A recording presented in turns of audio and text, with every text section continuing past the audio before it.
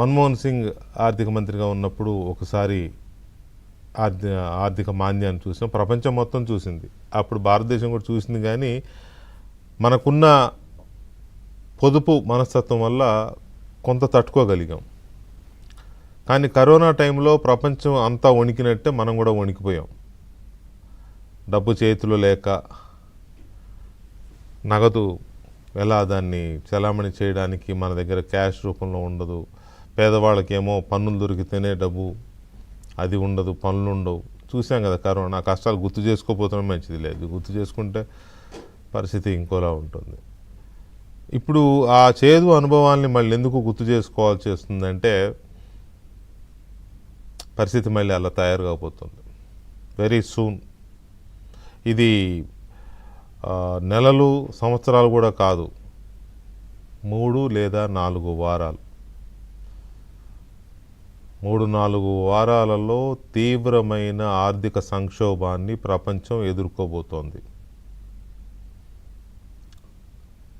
ప్రపంచంలో కూడా ఆసియా దేశాలు ఇంకా ఎక్కువ ఎఫెక్ట్ అవబోతున్నాయి. వాటిల్లో మనం ముందు భాగంలో ఉండబోతున్నాం. ఇది నేనేది ఊరికనే చెప్తున్న మాట కాదు. ఇప్పటికే ఆర్థిక మేధావులు, ఆర్థిక రంగ నిపుణులు చెప్తున్న మాట. అమెరికా చేసిన పాపానికి ఇవాళ ప్రపంచం మొత్తం అతలాకుతలమవుతోంది. నా పుట్టలో వేలు పెడితే కుట్టకుండా ఉంటానా అని ఇరాన్ మీద దాడికి వెళ్తే ఇరాన్కు దొరికిన ఒకే ఒక వెపన్, అత్యంత పవర్ఫుల్ వెపన్, హోర్ముజ్ జలసంధి. అంతే, దాన్ని బిగబట్టు కూర్చునేసరికి ఎక్కడిదక్కడ మొత్తం స్తంభించిపోయింది. ఇంత పెద్ద ప్రపంచంలో ఒక చిన్న జలసంధిని అడ్డం పెట్టుకొని ఇరాన్ ఆటాడిస్తోంది. ఏ దేశానికి గ్యాస్ వెళ్ళాలన్నా, ఏ దేశానికి చమురు వెళ్ళాలన్నా ఆ జలసంధి నుంచే షిప్ వెళ్ళాలి, ఓడలు వెళ్ళాలి. అంతే, ఖతం. మొత్తం ఎక్కడిదెక్కడ ట్రాఫిక్ జామ్ అయితే ఎలా అయిపోయిందో ప్రపంచం పరిస్థితి అలా అయిపోయింది. అలాగని అమెరికా ఏమన్నా ఇదిగా ఉందంటే, అమెరికా బాగానే ఆ దేశాన్ని ఈ దేశాన్ని భయపెట్టో సామ్రాజ్యవాదంతోనో లేకపోతే ఆర్థిక పెత్తనంతోనో తన చమురు నిల్వలు బాగానే చేసుకుంది. ఎడుదిరిగి అభివృద్ధి చెందుతున్న మనలాంటి దేశాలకే ఇప్పుడు పెద్ద తలనొప్పి వచ్చి పడింది. చమురు గ్యాస్ నిల్వలు అడుగంటిపోతే ఇంకేముంది? చక్రం నాగరికతకి ఊతం అంటారు. నాగరికతకి చక్రమే నాగరికతని పెంచింది. చక్రం అంటే రవాణా స్తంభించిపోతే మొత్తం కొలాప్స్. అప్పటి వరకు ధరలు పెరిగాయనుకోండి, పెట్రోల్ ధరలు, గ్యాస్ ధరలు పెరిగాయనుకోండి, వాటి ఇంపాక్ట్ నిత్యావసర వస్తువుల మీద పడుతుంది. ఆ తర్వాత పెట్రోల్, డీజిల్ అసలు అందుబాటులో లేకుండా తగ్గిపోయింది అనుకోండి, ట్రాన్స్పోర్టేషన్ ఉండదు. ట్రాన్స్పోర్టేషన్ లేకపోతే ఏమవుద్ది? సరుకుల రవాణా ఆగిపోతుంది. సరుకుల రవాణా ఆగిపోతే ఏమవుద్ది? అన్నీ సగం ఉంటేనే మనోళ్ళు బ్లాక్ మార్కెట్లో వీరులు. అలాంటిది సరుకులు టైట్ అవుతున్నాయనేసరికి మొత్తం బ్లాక్ మార్కెట్లో దోచేస్తారు. 10 రూపాయలు 1000 రూపాయలు అన్నా కూడా దొరకదు. ఆ 1000 రూపాయలు ఇచ్చే స్తోమతున్నోడికే పప్పు ఉప్పు దొరుకుతుంది. అందుకే అంటున్నా, నేను ఆర్థిక మాంద్యాన్ని చూడబోతున్నాం. కఠినమైన, చాలా తీవ్రమైన ముప్పుని మనం చూడబోతున్నాం. అణుబాంబు కంటే ప్రమాదకరమైన మనీ బాంబుని మనం చూడబోతున్నాం. అదృష్టం బాగుండి ఈలోపు ఆ యుద్ధం విరమణ ఏదన్నా జరిగిపోయి హోర్ముజ్ జలసంధి ఓపెన్ అయితే తప్ప ఇంకా పరిస్థితి ఏమీ ఆశాజనకంగా లేదు. నిన్న ఒక మిత్రుడు మాట్లాడుతూ, ఖచ్చితంగా 4 రోజుల తర్వాత చూడండి చేతిలో రూపాయి లేకపోతే కదలలేని పరిస్థితి వస్తుందని చెప్పి. వీలైనంత వరకు నగదు అందుబాటులో ఉంచుకోవాలి. బ్యాంకుల వాళ్ళు కూడా డిపాజిట్స్ ఉన్నా తీయరు, బయటికి లేవని చెప్తారు. లేకపోతే లిమిటెడ్గా 5,000 10,000 ఇస్తూ ఉంటారు. కాబట్టి మనకి డబ్బులు కూడా టైట్ అయిపోతాయి. వీలైనంత వరకు ఉన్నదేదో నగదు రూపంలో పెట్టుకోండి. ఇది నేను కూడా చెప్తున్నా, నాకున్న సమాచారం మేరకు వీలైనంత వరకు నగదు రూపంలో చేతిలో పెట్టుకుంటే సంక్షోభం తర్వాత అంతా బాగుంటే అప్పుడు మళ్ళీ వేసుకోవచ్చు బ్యాంకులో కొంపల మునుపు. సో ఇలాంటి సిచ్యువేషన్ రాబోతోంది. ప్రధాని మోదీ మీరు బంగారం కొనకండి 1 సంవత్సరం పాటు, లేకపోతే ఖర్చులు తగ్గించుకోండి, వంట నూనెలు తక్కువగా యూజ్ చేయండి చెప్పింది ఏంటంటే మనకు ఒక ఇండికేషన్ ఇచ్చాడు ఆయన, ఒక సందేశం, మనకు ఒక అలర్ట్ అనమాట. మోదీయే ఇలా అన్నారు అని అంటే మనం ఇంకొంచెం ఎక్కువ లెవెల్లో ఆలోచిస్తాం కదా. ఆయనే బంగారం కొనొద్దని సూచన సలహా ఇస్తున్నాడు అంటే ఇది ఏదో ఉంది దీని వెనక మనం ఆలోచిస్తామని ఒక ఇండికేషన్ ఇచ్చాడు ఆయన. నిజానికి ఇది భారత ప్రభుత్వం చేతిలో కూడా లేదు, ఇది అంతర్జాతీయంగా తలెత్తిన సంక్షోభం. అమెరికా ఇజ్రాయెల్ కలిసి దేన్నో గోకితే పుండు అవుద్ది అంటది కదా, కోతి పుండు బ్రహ్మరాక్షస్ అని, అట్లా గోక్కుంటే అయిన పుండిది. ఈ పుండు ప్రపంచం మొత్తానికి రాచపుండు అయింది ఇప్పుడు. వాళ్ళ స్వార్థానికో, వాళ్ళ రాజ్యకాంక్షకో, లేకపోతే వాళ్ళ ఇంకో దానికో పెత్తనం, ఆయిల్ మీద పెత్తనం కోసం, గల్ఫ్ మీద ఆధిపత్యం కోసం చేసిన దీంతో పోతే ఇరాన్కి ఎలిగితే వచ్చిన ఇది. ఇరాన్ తక్కువ అంచనా వేశారు వాళ్ళు ఒకటి కాకపోతే ఒకటి ఆయుధాలు ఉన్నాయి, ఆయుధాలు అయిపోతే ఇది దొరికింది, ఈ జలసంధి దొరికింది.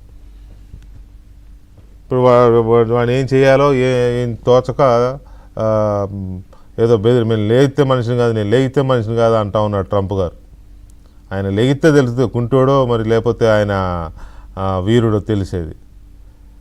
సో ఈ సిచ్యువేషన్లో ఉన్నాం మనం. ఇది ఎంత అంటే ఒక ఎగ్జాంపుల్ చెప్తే ఇంకా బాగా అర్థమవుద్ది. మనకి గల్ఫ్ కంట్రీస్, అరబ్ కంట్రీస్ బాగా తెలుసు కదా, దుబాయ్ కానీ అదే యుఏఈ అరబ్ ఎమిరేట్స్ అవి కానీ, లేకపోతే ఖతార్, ఇలాంటి దేశాలు ఉన్నాయి. ఇవి చాలా సంపన్నమైన అనే పదం చాలా చిన్నది వీటికి. సుసంపన్నమైన దేశాలు, చిన్న దేశాలే కానీ ప్రపంచ ఆర్థిక పటంలో కీలకమైన స్థానాన్ని పెంచుకున్న దేశాలు ఇవి. వీటి ఇవి నడిపే ఎయిర్వేస్ ప్రపంచ టాప్ 10లో ఉంటాయి. అది దుబాయ్ నడిపే ఎమిరేట్స్ కానీ, ఖతార్ ఎయిర్వేస్ అయితే ఎమిరేట్స్ కంటే టాప్ ర్యాంకులో ఉంటుంది వాటి విమానాలు సర్వీసులు, అంటే అంత లగ్జరియస్గా ఉంటాయి. ఎతిహాద్ కానీ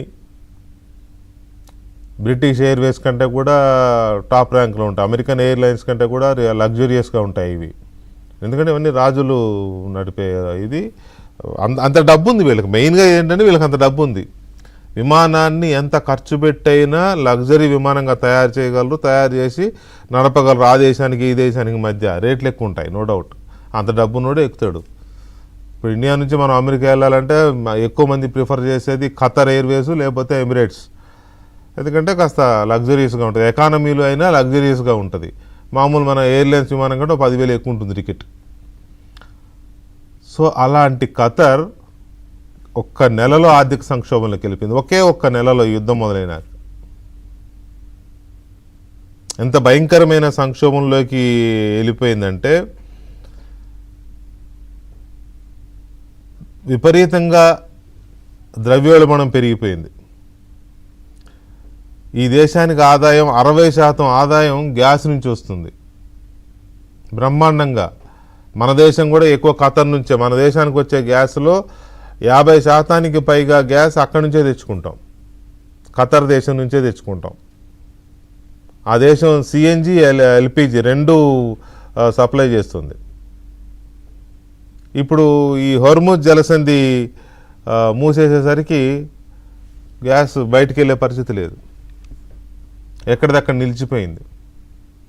నిలిచిపోయి మొత్తం చేతులు ఎత్తేయడం కాదు, ఎంత భయంకరమైన పరిస్థితి అంటే ఆ దేశంలో ప్రజలు తినడానికి సరుకులు లేవు. అంత పెద్ద దేశంలో అంత లగ్జరీగా బతుకుతారు రాజకుటుంబాలు, మామూలుగా ఉండదు, లావిష్ లైఫ్ వాళ్ళది. అలాంటి లావిష్ చేసి ఒక్క నెలలో తలకిందులైపోయింది. సరుకులు తినడానికి అవసరమైన వాళ్ళు ఏం తింటారా? అవి గోధుమలు తింటారా, లేకపోతే రైస్ తింటారా, ఆయిల్ కావాలి, మైదా కావాలి, గోధుమ పిండి కావాలి, చాలా కావాలి కదా. పైగా అరబ్ షేక్స్ తిండి అంటే చాలా మంచి లగ్జరీ డిషెస్ ఉంటాయి వాళ్ళే, మనకు తెలుసు. అయిపోయింది, గందరగోళంగా ఉంది పరిస్థితి. ఎంత భయంకరమైన పరిస్థితి అంటే వాళ్ళకి ఆహార పదార్థాలు కూడా వేరే దేశాల నుంచి దిగుమతి చేసుకుంటారు. ఎందుకంటే ఎడారి దేశాలు కదా, ఆ చేసుకునే చేసుకునే కూడా షిప్పుల్లోనే చేసుకుంటారు. ఆ షిప్పులు కూడా ఈ హోర్ముజ్ జలసంధి నుంచే రావాలి, ఆహార పదార్థాలు తీసుకొచ్చే షిప్పులు. సో దట్ ఏమైంది, ఈ హోర్ముజ్ జలసంధి మూసేసేసరికి సరుకుల రవాణా దిగుమతి ఆగిపోయింది ఖతార్కి. దిగుమతి ఆగిపోయేసరికి ఇప్పుడు ఏం చేస్తున్నారు, సరుకులు అవసరమైన సరుకుల్ని విమానాల్లో తెప్పించుకుంటున్నారు. రూపాయితో పోయేది 10 రూపాయలు అవుతుంది. విమానాల్లో ఎన్ని సరుకులు వస్తాయి, షిప్లో వచ్చే దాంతో పోల్చుకుంటే కనీసం 10-15 విమానాల సరుకులు ఒక్క షిప్లోనే వస్తాయి. దాంతో సరుకుల రేట్లు పెరిగిపోయినాయి. రేట్లు పెరిగిపోవడమే కాదు, సరుకుల అందుబాటు కూడా తగ్గిపోయింది. 100 మందికి రావాల్సిన సరుకులు 10 మందికే వస్తున్నాయి విమానంలో. దాంతో ఎవడో డబ్బులు ఎక్కువ పెడితే వాడికే సరుకులు దొరుకుతాయి. ఆ డబ్బులు ఉన్న వాళ్ళు ఎవరు ఉంటారు, పెద్ద పెద్ద వ్యాపారస్తులు, లేకపోతే వాడు బాగా డబ్బు నిల్వ ఉన్నాడు. డబ్బు చేతిలో లేని చిన్న చిన్న వ్యాపారుల సంగతి ఏంటి? మన భారతదేశం నుంచి కూడా కేరళ లేదా మన దగ్గర తెలంగాణలోని జిల్లాల నుంచి చాలామంది ఆ ఖతారు, దుబాయ్ అని వెళ్తూ ఉంటారు పని చేసుకోవడానికి, కువైట్. వాళ్ళ పరిస్థితి ఏంటి ఇప్పుడు? తినడానికి తిండి లేదు. సో ఇలాంటి ఎంత దారుణం అంటే ఎక్కడిదక్కడ ఆగిపోవడంతో ఈ దేశాలు బతికేదే ఎక్కువ ఈ గ్యాస్ ఇటువంటి వాటితో పాటు నెక్స్ట్ టూరిజం. పెద్ద పెద్ద హైఫై లైఫ్ స్టైల్ ఉంటుంది, టూరిస్టులు బాగా అవుతూ ఉంటారు. అన్ని మనవాళ్ళు కూడా వెళ్తూ ఉంటారు. టూరిజం పడకేసింది, అట్లా రెవెన్యూ పడిపోయింది. చిన్న చిన్న హోటళ్ళు మొత్తం క్లోజ్. సో ఈ పరిస్థితి అంతా ఎందుకు చెప్పాల్సి వస్తుంది అంటే అత్యంత భయంకరమైన ఆర్థిక మాంద్యం ఆల్రెడీ హిట్ అయింది చాలా దేశాలకి, మన మీద కూడా ప్రభావం మొదలయ్యింది. దానికి నిదర్శనం పెట్రోల్ డీజిల్ ధర ఆల్రెడీ 3 రూపాయలు పెంచారు, వారం అయింది. ఇవాళే వచ్చిన వార్త ఏంటి, ఇంకొక 2% పెరుగుతుంది అని. 2% అంటే 100కి 2 రూపాయలు పెరుగుతుంది. అంటే ఆల్రెడీ ఇంకో లీటర్కి ఇంకో 2 రూపాయలు పెరిగే ప్రమాదం ఉంది. ఇంకో 10 రోజుల్లో మొత్తం మీద ఇప్పుడున్న ధరలకి అదనంగా ఇంకో 10 రూపాయలు పెరిగే ప్రమాదం ఉంది. ఎందుకంటే అది దిగుమతి అనుకున్నంత అవ్వడంలా. ఆల్రెడీ ఇవాళ సిఎన్జి రూపాయి పెంచారు, అంటే వాహనాల్లో వాడే గ్యాస్ అది రూపాయి పెంచారు లీటరు. ఈ రకంగా పరిస్థితి ఇలాగే ఉంటే అసలు దిగుమతి ఆగిపోతే, ఇప్పుడు పెట్రోల్ డీజిల్ 5 రూపాయలు పెరిగింది. ఈ 5 రూపాయల పెరుగుదల రవాణా మీద పడుతుంది కదా, లారీ ఓనర్సు వాళ్ళు పెంచుతారు కదా. దాంతో అది కాస్త లారీ ఓనర్స్ పెంచేసరికి కూరగాయలు వాళ్ళు ఏం చేస్తారు, కూరగాయలు సరుకులు రవాణా వాళ్ళు ఏం చేస్తారు, లారీకి ఎక్కువ ఇస్తున్నాం కదా అని చెప్పి వీళ్ళు ఈ ధర పెంచుతారు. ఆ ధరతో వచ్చిన వాళ్ళు ఏం చేస్తారు, సూపర్ బజార్ల మీద లేదా కిరాణా షాపుల మీద వేస్తారు. కిరాణా షాపుల వాళ్ళు ఏం చేస్తారు, అంతిమంగా మన మీద వేస్తారు. ఇది చైన్. ఇక ఆ తర్వాత డీజిల్ పెట్రోల్ అందుబాటులోకి రావడం తగ్గిన కొద్దీ సరుకుల రవాణా పూర్తిగా తగ్గుతూ ఉంటుంది.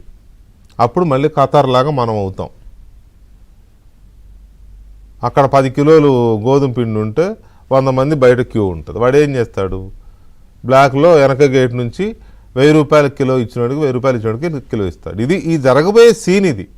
ఈ నెల రోజుల్లోపు కనుక యుద్ధం ఆగి పరిస్థితి మన దీంట్లోకి అదుపులోకి రాకపోతే మనం ఎదుర్కోబోయే నిష్ఠుర సత్యం నేను చెప్తున్నా.